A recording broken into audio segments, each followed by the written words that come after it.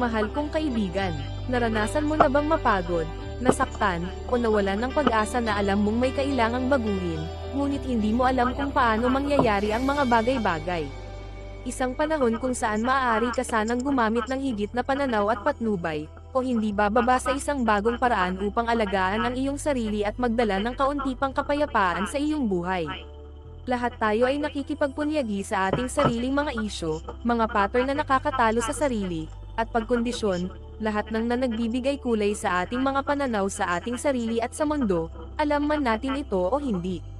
Idagdag sa kaguluhan ng modernong buhay, at makatuwiran na maaaring hindi mo alam kung ano ang gagawin, kung saan liliko, o kahit na kung ano ang pumipigil sa iyo.